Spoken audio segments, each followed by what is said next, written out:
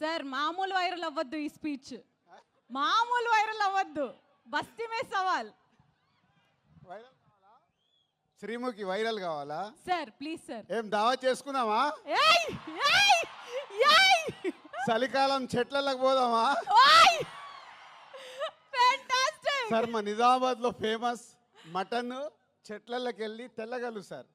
Up morning తీస్తే ఫ్రెష్గా తాగితే నీరాది వేరే లెవెల్లో ఉంటుంది. ఏయ్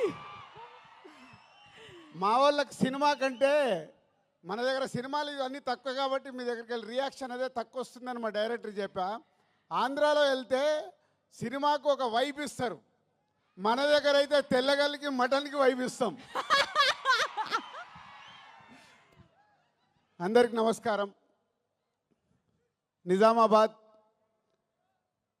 ఇంతకుముందు ఒకసారి ఇక్కడ ఫిదా ఫంక్షన్ చేసాం. ఆ రోజు వర్షం పడి సరిగ్గా జరగలేదు. సో మొన్న అనిల్ రావిపూడి సార్ నిజామాబాద్లో ఫంక్షన్ చేద్దాం అన్నాడు. నేనేమో గేమ్ చేంజర్ అని మొత్తం దేశం అంతా తిరుగుతున్నాను.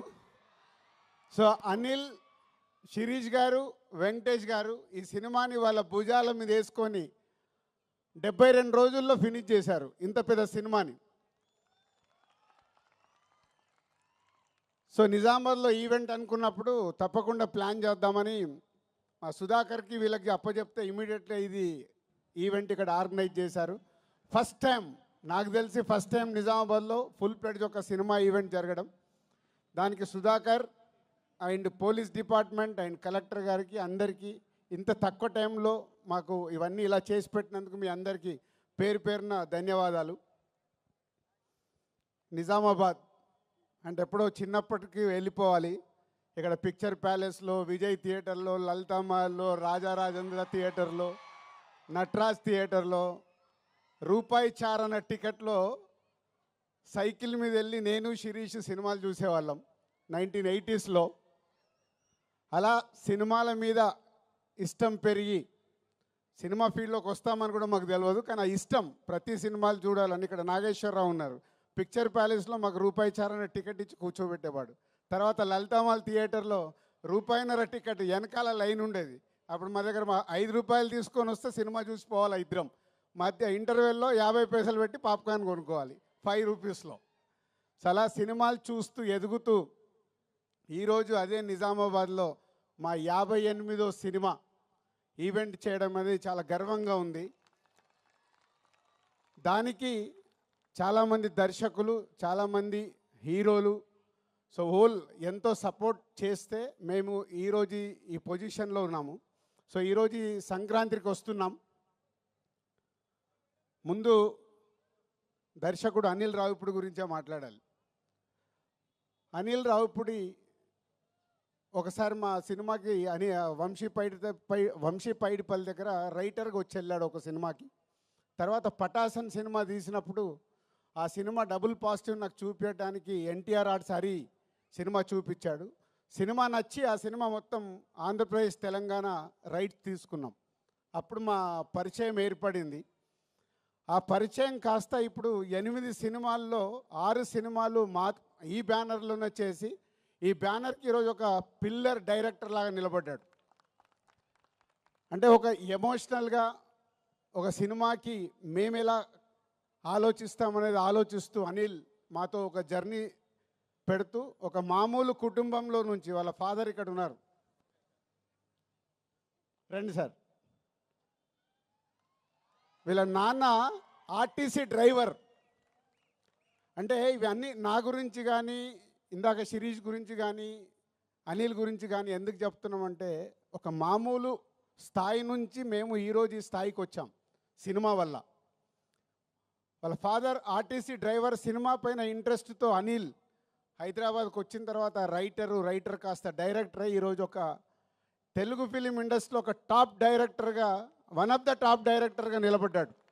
ప్రతి సినిమా దాన్ని ఎలా సక్సెస్ చేయాలి దానికోసమే 24 గంటలు అందరికీ, ఒక హీరోకి కానీ, హీరోయిన్స్ కానీ, యాక్టర్స్ కానీ ఆయన్నే యాక్టింగ్ చేసి చూపిస్తాడు. ప్రతి సినిమాకి మ్యూజిక్ ఆల్ టెక్నీషియన్స్తో పని చేయించుకుంటాడు. Anil, thank you very much. So ఈ సంస్థకి ఈరోజుకు వన్ ఆఫ్ ద పిల్లర్ అయినందుకు thank you very much. And ఈ సినిమాలో ఒక బ్లాక్ బస్టర్ పొంగల్ అని రాపిచ్చావు. నువ్వు ఎందుకు రాయించావో నాకు తెలియదు. ఎస్, ఈ సంవత్సరము మా సంస్థకి blockbuster Pongal year. First time ఒక pan India cinema Game Changer ready అయింది జనవరి 10th రిలీజ్ అవ్వటానికి.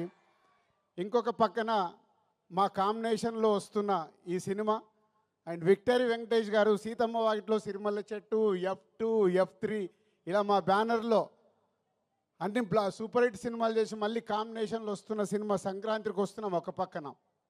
ఈ 2 సినిమాలు అలాగే డాకు మహారాజ్, అది కూడా నైజాం డిస్ట్రిబ్యూషన్ మేమే చేస్తున్నాం. అందుకే బ్లాక్ బస్టర్ పొంగల్. నువ్వు రాయించావు పాట, ఆ పాట మా కోసమే రాయించినట్టు, ఆ పదాన్ని మా కోసమే రాయించినట్టు రాయించావు. Anil, thank you very much. So డెఫినెట్గా ఈ సంక్రాంతి, ఈ పొంగల్ మాకు ఒక special. And heroines Aishwarya Rajesh, Telugu అమ్మాయి అయినా చెన్నైలో స్థిరపడి ఎప్పుడు మంచి అవకాశం వస్తుందా అని వెయిట్ చేస్తూ ఒక అద్భుతమైన అవకాశం ఈ సినిమాలో ఒక మిడిల్ క్లాస్లో ఉండే ఒక వైఫ్గా ఈ సినిమాలో చేసి, రేపు మీరు సినిమా చూసినప్పుడు అర్థమవుద్ది. మీరు కడుపు పట్టుకొని కడుపు నవ్వుతూనే ఉంటారు. ఆ అమ్మాయి అంతా న్యాచురల్ పర్ఫార్మెన్స్తో అద్భుతంగా చేసింది. పోతే ఐశ్వర్య రాజేష్ గారి గురించి ఒక మాట చెప్పాలి. ఈ మధ్య ఒక డైరెక్టర్ నాకు కథ చెప్పాడు. మన ఇట్లా కజిన్స్ మీద, ఒక అమ్మాయి 3 అబ్బాయిల కజిన్స్ కథ, క్రాంతి మాధవ్.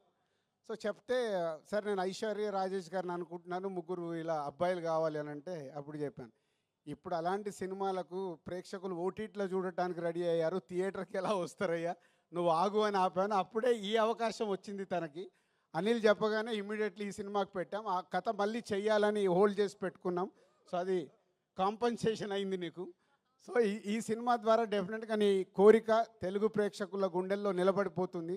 అంత అద్భుతంగా చేసావు. అండ్ మీనాక్షి ఒక సైడు వైఫ్గా, ఎక్సలెంట్ వైఫ్ అయితే ఎక్స్ గర్ల్ ఫ్రెండ్, ఒక గ్లామరస్ క్యారెక్టర్, ఒక పోలీస్ క్యారెక్టర్ వేసి మీనాక్షి ఆల్రెడీ ఇందాక మీరు ఏవీలోనే డిఫరెంట్ క్యారెక్టర్లు చేసినట్టు చూసాం మనం.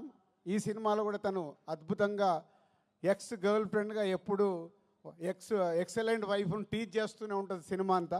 సో వాళ్ళ 3 కాంబినేషన్లో త్రౌట్ ఫిలిం అద్భుతంగా తీర్చాడు దర్శకుడు అనిల్ రావిపూడి. అండ్ వెంకటేష్ గారు, రామానాయుడు గారు, అంటే మేము మాలాంటి వాళ్ళకి ఎందరికో నిర్మాతలకి ఇన్స్పిరేషన్ రామానాయుడు గారు. నేను సినిమా ఫీల్డ్లోకి వచ్చేటప్పుడు రామానాయుడు గారిని ఇలాంటి టాప్ ప్రొడ్యూసర్స్, అంటే సినిమాలో ఇన్వాల్వ్ అయ్యి ఒక సినిమాని సూపర్ హిట్ చేసిన నిర్మాతలు ఎవరెవరు ఉన్నారని నేను చాలా అనాలిసిస్ చేసుకునేవాడిని, అంటే వాళ్ళ బాటలో నడవడానికి. అందులో మొదటి వ్యక్తి తెలుగు సినిమాలో రామానాయుడు గారు. మేము చూసిన వారు దాంట్లో ఒక నిర్మాతగా రామానాయుడు గారు చరిత్ర సృష్టించారు. ఇండియాలోనే టాప్ నంబర్ ఆఫ్ ఫిలిమ్స్ తీసిన నిర్మాతగా గిన్నీస్ బుక్లోకి ఎక్కారు. సో వారి తర్వాత వెంకటేష్ గారు సినిమా ఇండస్ట్రీలోకి హీరోగా వచ్చినప్పుడు మేము మా నర్సింగ్పల్లి, మా ఊర్లో ఉన్నాం. అదే ఇయర్ నాగార్జున గారు, వెంకటేష్ గారు ఇట్లా 2 హీరోలు లాంచ్ అవుతున్నారని మేము స్వాతిలలో దీంట్లో చదువుకుంటూ మాట్లాడుకునే వాళ్ళం. మాట్లాడుతున్నప్పుడు ఎవరికి ఫ్యాన్ అవ్వాలి, నాకు ఎందుకో వెంకటేష్ గారి ఫోటో చూడగానే నేను వెంకటేష్ గారి ఫ్యాన్ అయ్యి ఫిక్స్ అయ్యాను. సో హైదరాబాద్ వెళ్ళాక కలియుగ పాండవులు ఫస్ట్ సినిమా రిలీజ్ అవుతే 1 వీక్ ముందు అడ్వాన్స్ బుకింగ్ టికెట్ తీసుకొని కలియుగ పాండవులు ఫస్ట్ షో చూసా. అలా నాకు తెలియకుండానే నేను సినిమా ఫీల్డ్లోకి వస్తానని కూడా నాకు తెలియదు అప్పుడు. కానీ వెంకటేష్ గారి ఫోటో చూసి నేను ఫ్యాన్ అయ్యి కంటిన్యూ అయ్యాను. సినిమా ఫీల్డ్లోకి వచ్చిన తర్వాత మళ్ళీ పవర్ స్టార్ పవన్ కళ్యాణ్ గారికి కనెక్ట్ అయ్యా. సో వారిద్దరు నా అభిమాన హీరోలు. సో రామానాయుడు గారి కుటుంబంలో నుంచి ప్రొడ్యూసర్ తనయుడుగా సినిమా ఇండస్ట్రీలోకి వచ్చి నేను 30 ఇయర్స్ అయింది. అందరి హీరోలతో పనిచేశాను. వెంకటేష్ గారు షూటింగ్లో ఉంటే ప్రొడ్యూసర్కి లొకేషన్లో ఉండాల్సిన అవసరం లేదు. ఆయననే డైరెక్టర్ని పిలుస్తాడు, తీ అంటాడు, అసలు పరిగెత్తిస్తారు. అనుకున్న టైంలో డబ్బు వేస్ట్ అవ్వడం వెంకటేష్ గారికి ఇష్టం ఉండదు. అది రామానాయుడు గారి దగ్గర ఉన్న క్వాలిటీ. సో అందుకే వెంకటేష్ గారితో సినిమా తీయటానికి ఎప్పుడు ప్రతి నిర్మాత రెడీగా ఉంటారు. దాంట్లో మేము ముందుంటాం. 4 సినిమాలు కంప్లీట్ అయినాయి. Thank you sir, thank you very much. ఈరోజు మా బ్యానర్లో 4 సినిమాలు చేసిన హీరో మీరు ఒకరే. 4 ఇంకెవరు రికార్డు బ్రేక్ కాలే, అందరు 3 దగ్గర ఆగారు. డైరెక్టర్ ఒకటే, డైరెక్టర్కి అప్పుడే చెప్పా, హీరోగా కూడా వెంకటేష్ గారే. 4 సినిమాలు బ్యానర్లో, అందరూ 2-3 సినిమాలు చేసిన హీరోస్ అందరు ఉన్నారు. Thank you sir. నిర్మాతని అంత ప్రేమగా అద్భుతంగా చూసుకునే హీరో మీరు. సో మీలాంటి వారు సినిమా ఇండస్ట్రీకి ఎంతో ముందుకెళ్ళటానికి, ముందు తరాలకు కూడా మీలాంటి వాళ్ళు ఎగ్జాంపుల్ అవుతారు. మిమ్మల్ని చూసి నెక్స్ట్ జనరేషన్ హీరోలు కూడా, నేను ఇందాక రామానాయుడు గారిని చూసి ఎలా అయితే నేర్చుకున్నానని చెప్తున్నానో, వెంకటేష్ గారిని చూసి నెక్స్ట్ జనరేషన్, యంగ్ జనరేషన్ వాళ్ళందరూ వాళ్ళు చేస్తుంది చూస్తే చాలా ఉపయోగం. సో మీలాంటి వారందరికీ thank you very much. And సంక్రాంతికి వస్తున్నాం. సినిమా ఈ కథ విషయంలో అనిల్ ఎప్పటి నుంచో నాకు 3 కథలు చెప్పాడు. అనిల్ గుర్తుందో లేదో, 3 డిఫరెంట్ స్టోరీస్. ఈ కథ నాకు ఫైనల్ చెప్పినప్పుడు ఆ 3 కథల్ని తీసుకొచ్చి ఈ స్టోరీలోనే పెట్టుకున్నాడు. అంటే మామూలుగా అయితే డిఫరెంట్గా ఆలోచించుకుంటే 3 ప్రాజెక్ట్స్ అవుతాయి. లేదు, ఈ సినిమాని సూపర్ హిట్ చెయ్యాలంటే అన్ని ఎఫర్ట్స్ తీసుకొచ్చి ఈ సినిమాలో పెట్టాడు. ఈ సినిమా గురించి నేను ఎంత ఎక్కువ మాట్లాడాల్సిన వచ్చినా మాట్లాడవచ్చు, ఎందుకంటే it's going to blockbuster hit. ఇది అనిల్తో నా జర్నీలో నేను ముందే చెప్పేస్తూ ఉంటాను. అనిల్కి నాకు అనిల్ ఇది హిట్ సినిమా, అనిల్ ఇది సూపర్ హిట్ సినిమా, ఇలా ఎప్పుడు నేను కొంచెం ఓపెన్గా మాట్లాడుతూ ఉంటాను. దాన్ని 90% అనిల్కు అర్థమవుద్ది, 10% అప్పుడప్పుడు ఏంటి రాజుగారు నాది కొంచెం తక్కువ చెప్తున్నానని కూడా అనుకుంటాడు. బట్ ఈ సినిమా విషయంలో కథ విన్న దగ్గర కానీ, మొన్న నేను ఫైనల్ నాకు సినిమా చూపించినప్పుడు కానీ, it's a going to block buster hit. ప్రేక్షకులకి కడుపుప్ప నవ్విస్తూ, ఇందాక మీరు ట్రైలర్లో చూశారు, excellent wife, ex girl friend. ప్రతి ఒక్కరికి ఎక్కడో ఒక దగ్గర లైఫ్లో 90% జనాలకి తగులుతుంది ఇది. సో త్రౌట్ ఎంటర్టైన్మెంట్ నింపుతూ నవ్విస్తూ బ్లాక్ బాస్టర్ పాటలు చేయించుకున్నాడు. వచ్చిన 3 పాటలు ఇంకో పాట రావాలి. బీమ్స్ అద్భుతమైన మ్యూజిక్ ఇచ్చాడు. అనిల్ కూర్చోబెట్టుకొని పాటలు రాయించుకున్నాడు. అన్నీ అంటే ఈ సినిమాకు కావాల్సిన 360 డిగ్రీస్ అన్నీ పేర్చుకొని సంక్రాంతికి బ్లాస్ట్ చేస్తూ ఒక బ్లాక్ బాస్టర్ హిట్ తీసుకురాబోతున్నాడు. So thank you Anil and Venkatesh garu and my heroines, my technicians and Sameer ఇక్కడ లేడు, photographer Sameer and editor and all మా డైరెక్షన్ డిపార్ట్మెంట్, మా ప్రొడక్షన్ డిపార్ట్మెంట్, మా ఈపీస్ అందరికీ thank you very much. And ఈ సినిమా నా పైన బాధ్యత లేకుండా ఈ సినిమాను కంప్లీట్ చేసి 72 రోజుల్లో మాకు ఒక బ్లాక్ బాస్టర్ ఇస్తున్న హోల్ టీమ్కి మీ అందరికీ thank you very much. Thank you so much Dil Raju garu. ఇలాంటి ఈవెంట్స్ మీరు మరెన్నో, అంటే మళ్ళీ సక్సెస్ మీట్కి మీరు రావాల్సిందిగా కోరుకుంటున్నాం. సరే, ఈ మధ్య మా శిరీష్ అండ్ ఫ్రెండ్స్తో